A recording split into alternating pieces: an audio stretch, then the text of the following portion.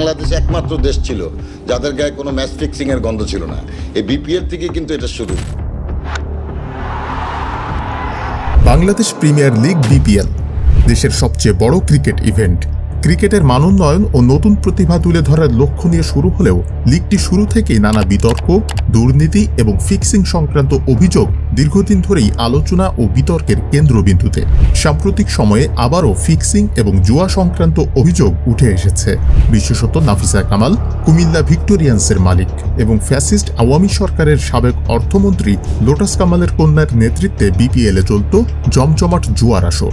BPL শুরুর পর থেকেই নাফিসা কামাল তার নিজস্ব দল কুমিল্লা ভিক্টোরিয়ান্সের মাধ্যমে জুয়ার আসর পরিচালনা করতেন। পাশাপাশি অন্যান্য ফ্র্যাঞ্চাইজিগুলোকেও এই বেআইনি কার্যক্রমে যুক্ত করার চেষ্টা করেছেন।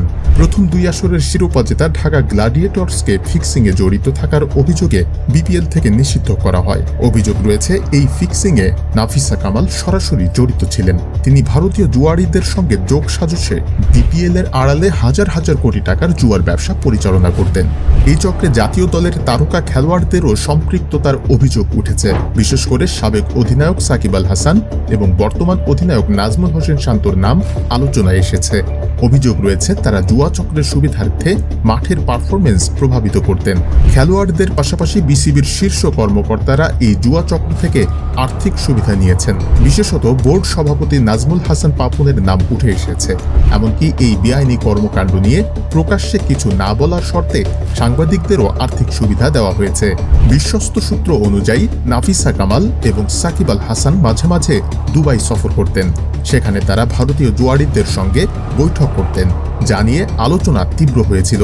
৫ আগস্টের পর তাদের দুবাই সফরের একটি ভিডিও সোশ্যাল মিডিয়ায় ভাইরাল হয়। ভিডিওতে একে অপরের সঙ্গে ঘনিষ্ঠ অবস্থায় দেখা যায়।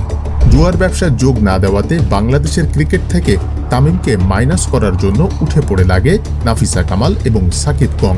আর যোগ্যতা না থাকা জুয়া চক্রে জড়িত নাজমুল শান্ত হয়ে যান ৩ ফরম্যাটে বাংলাদেশের অধিনায়ক। ২০১৩ সালে মোহাম্মদ আশরাফুলের স্বীকারোক্তি প্রমাণ করেছিল যে বিপিএল এর ভেতরে রয়েছে স্পট ফিক্সিং এর মতো ভয়ঙ্কর দাগ। তদন্তে উঠে আসে ফ্র্যাঞ্চাইজি মালিকদের সংশ্লিষ্টতার কথাও। বিপিএল এর স্বচ্ছতা ও বিশ্বাসযোগ্যতা ফিরিয়ে আনতে সুষ্ঠু তদন্ত ও কার্যকর পদক্ষেপ গ্রহণ অত্যন্ত জরুরি।